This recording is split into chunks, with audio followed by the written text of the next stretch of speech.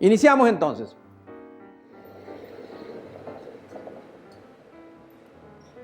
Este es un caso particular del movimiento. El movimiento en general lo podemos estudiar en 3 dimensiones.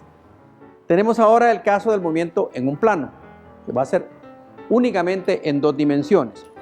Arbitrariamente usted puede decir, bueno, el plano que voy a considerar es el plano XY. Y este movimiento que estoy dibujando acá es un ejemplo de un movimiento en el plano XY. ¿De acuerdo? Ese es un movimiento en 2 dimensiones. No confundirse con este gráfico que tengo acá tiempo y aquí pongo posición en función del tiempo. Si yo escribo esto, ese no es un movimiento en 2 dimensiones. Estoy usando 2 variables que son 2 cosas distintas. Ese es un movimiento en una dimensión que está viendo cómo se comporta la posición de la partícula en función del tiempo. El primero es un movimiento en 2 dimensiones.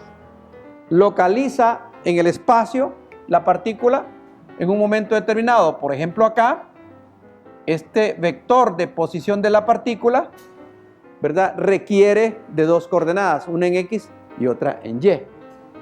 No tiene ningún sentido dibujar un vector acá. Eso no tiene, porque eso no es un movimiento en 2 dimensiones, es un movimiento en una dimensión.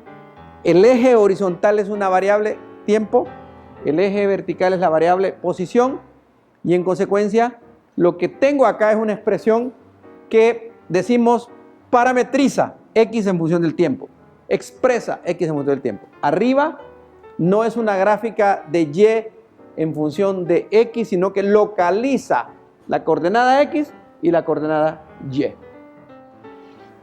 Acá yo puedo poner, por ejemplo, un segundo vector. Bueno, acá también puedo utilizar un ángulo θ para localizar el vector. Puedo utilizar un vector R' para localizar un segundo punto, etcétera, etcétera, etcétera. Este es un movimiento genérico en 2 dimensiones.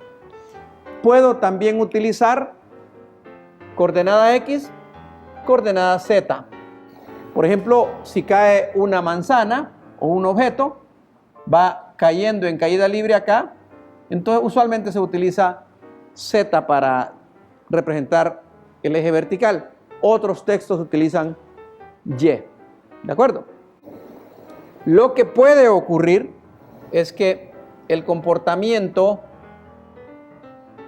de X en función del tiempo y de Y en función del tiempo pueda ser conocido y que yo pueda relacionar X y Y por medio de la variable tiempo. Están ligadas la una con la otra por medio de la variable tiempo. ¿De acuerdo?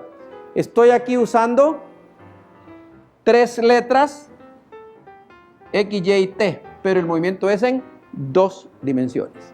Si yo tengo esta gráfica y trato de encontrarle significado a esta pendiente que va ahí, esa pendiente no es la velocidad.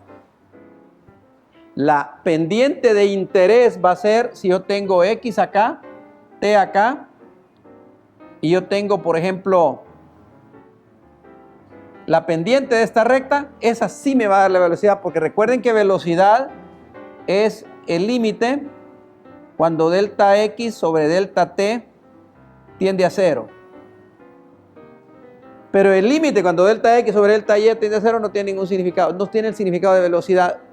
Tenemos distintos tipos de movimientos en un plano. Por ejemplo, el movimiento más conocido, más estudiado, es el movimiento de un proyectil.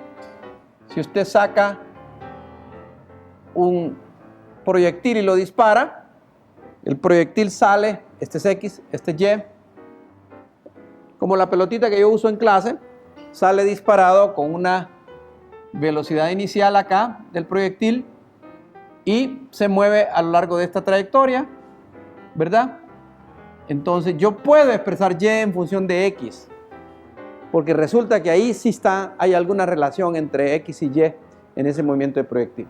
Posteriormente ustedes van a mostrar con su habilidad matemática que ese proyectil, esa trayectoria es una trayectoria parabólica.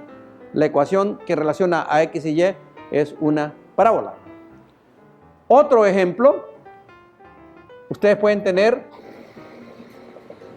una partícula dando vuelta alrededor de un punto siguiendo un movimiento circular, 2 dimensiones. Por ejemplo, el modelo sencillo del átomo de Bohr, que han estudiado en secundaria ustedes, tiene un electrón acá, tiene un protón acá y va moviéndose con una velocidad tangencial determinada alrededor del núcleo. Ese es un ejemplo de movimiento circular. Otro ejemplo que se estudia puede ser el siguiente. Usted tiene acá 2 ejes, eje X, eje Y, este valor es A, este valor es B, por decir algo, y usted lo que tiene aquí es un movimiento elíptico. No vamos a trabajar con el movimiento planetario, pero este es el tipo de movimiento que tenemos, movimiento elíptico. Podemos decir que el caso de un círculo, el movimiento circular es un caso particular del movimiento elíptico. Son los 3 más comunes para usar en un curso como este, serían estos 3, particularmente estos 2. No necesita ser de velocidad constante acá, puede no serlo, ¿verdad? Pero sobre eso va a versar este capítulo que estamos estudiando y parte del otro.